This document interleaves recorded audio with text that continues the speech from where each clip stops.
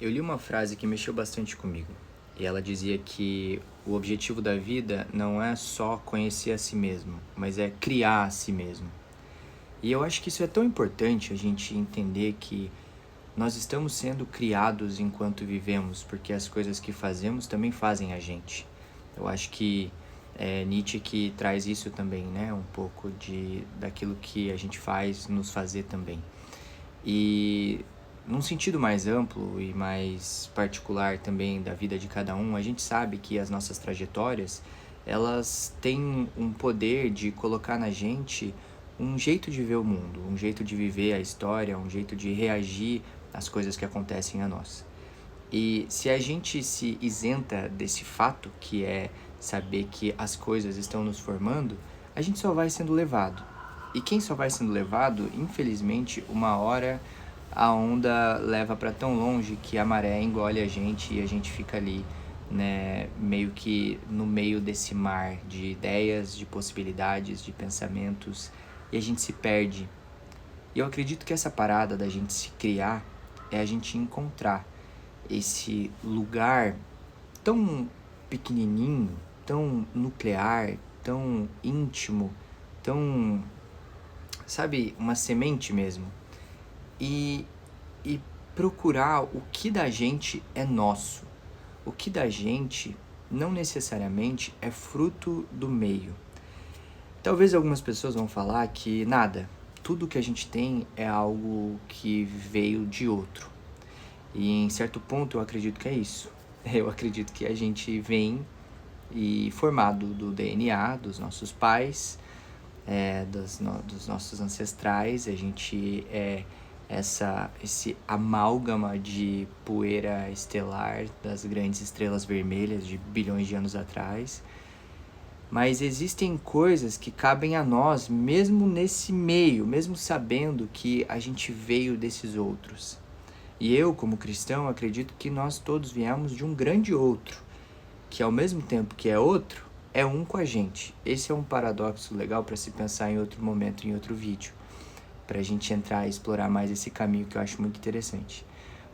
Mas, no geral, eu acredito que enquanto a gente vai se conhecendo, a gente vai encontrar esse grande outro lá dentro da gente. Por isso que eu digo que ele é um, mas ele também é outro. Porque ele é totalmente diferente, mas ainda assim ele se revela através da gente. E lá nesse lugar, nesse núcleozinho, nesse lugar pequeno, mas que também ocupa todo o espaço do nosso corpo, a gente tem coisas que são intrínsecas. Às vezes é uma aspiração, às vezes é um desejo, às vezes é uma inclinação a gostar de alguma coisa, mas se a gente não se conhece, a gente vai se amoldando aos padrões que vão sendo nos impostos. E esses padrões aparecem de várias formas. Eles são os padrões estéticos, são padrões éticos, são padrões de normativas, são padrões da moral.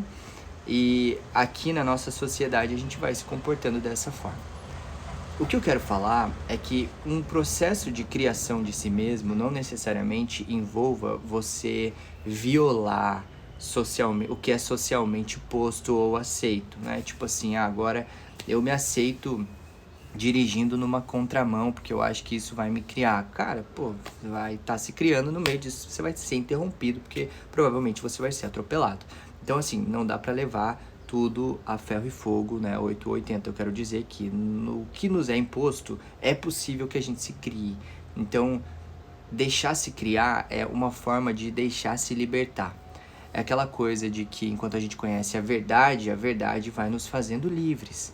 E a verdade, muitas vezes, é reconhecer que os padrões que nos foram impostos são padrões falsos, porque fazem com que a gente use máscaras sociais o tempo todo. E assim a gente vá falseando a nossa identidade real a ponto de ser um desconhecido de si. Então, eu acredito que o processo de autocriação ou autoconhecimento é esse processo que nos chama para viver de uma forma real, de uma forma mais autêntica, de uma forma que seja autêntica, respeitosa consigo e também com o outro, porque às vezes quando a gente começa a ser muito a gente mesmo, a gente começa a receber uns olhares atravessados. Isso porque, é claro, as pessoas conheceram outras versões da gente. Versões de quando a gente ou não se conhecia ou a gente estava começando a se conhecer. Então é importante a gente pensar num jeito de viver, sabendo que aquele nosso tio, quando a gente chegar lá para jantar na casa dele e a gente estiver usando, sei lá, uma roupa diferente, ele vai questionar, ele vai achar estranho, ele vai talvez fazer alguma crítica. E assim, isso é de lá para lá, sabe? É dele para ele. Eu acho que a gente precisa estar tão certo de nós e da nossa movimentação enquanto seres humanos que estão buscando crescer nesse sentido de autocriação, a ponto de que a opinião do outro seja a opinião do outro. E é claro, se essa pessoa tiver uma voz que realmente a gente queira acatar, aí a gente conversa com jeito, a gente pergunta, por que você vê dessa forma, né? Por que você pensa assim? O que te faz me ver e, sabe? Eu acredito que é possível. Eu acredito que é possível. E por que eu falo isso? Porque eu sei, e né, vivi na pele isso, que quando a gente começa a buscar outros ideais e ver a vida de uma outra forma, as pessoas que a gente ama vão achar estranho, a gente vai receber esses olhares. E por isso é importante a gente perguntar quando a situação requer, né? E perguntar com jeito, sabe? Eu acredito que nem tudo precisa ser uma guerra. As nossas relações pessoais aqui, elas não precisam ser reflexo do tipo de relação que a gente vê na rede social, que é tudo binário, né? Tudo pode e não pode. É tudo, ou você vota em um ou você vota em outro, ou você é de um caminho ou de outro, ou você prefere X ou Y. Cara, a vida não é dessa forma, não é mesmo. E aqui fica o meu convite, a minha reflexão, para você se permitir se criar, se inventar e na jornada, deixar que a jornada te faça, mas não que ela te desorganize, no sentido de que te impeça de olhar para si e ver que tem coisas da jornada que não cabem mais. E que você pode ser você mesmo e buscar se conhecer.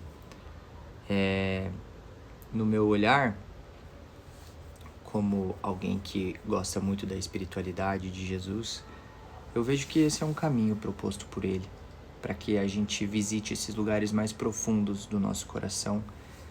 E é engraçado, porque o desejo de se parecer com Jesus, ele vai também fazer com que a gente encontre coisas na gente que são muito legais, muito boas, muito vantajosas. E também coisas que a gente que não faz sentido, coisas que a gente precisa abandonar, que a gente precisa negar. Mas isso não é uma pauta moral, sabe? Do tipo assim, cara, as minhas questões de gosto musical, de preferência, sei lá, eu vou precisar quebrar tudo para seguir a ética de Jesus? Não necessariamente. Agora, os meus padrões, meu padrão sexual, eu vou precisar quebrar tudo? Não necessariamente. A gente precisa entender que Jesus também foi formado a partir do meio que nos trouxe a quem ele é, você entende? A narrativa que engloba, que engendra Jesus, assim, né? Não sei se essa é a palavra correta, mas que coloca ele ali. Isso já vem filtrado pra gente. Então, buscar conhecer esse que é o Filho de Deus, que é Deus encarnado e que revela esse grande outro que também é parte de nós, é muito importante para esse processo. E falando pessoalmente, né? Foi muito importante, é muito importante no meu processo. Até porque eu acredito que é ele que nos faz nova criação de uma forma verdadeira e por o amor. Porque tem muita gente que se cria e no processo de autoconhecimento e autocriação é só para que se sinta, né? Porque gera uma sensação de autossuficiência e de certa forma a arrogância vá sorrateiramente ganhando corpo e ela consiga exercer o domínio que ela deseja sobre os outros. Bom, esse é um pouco desse papo aí que eu fiquei pensando com essa frase. Comenta aí se fez sentido ou não. É nóis.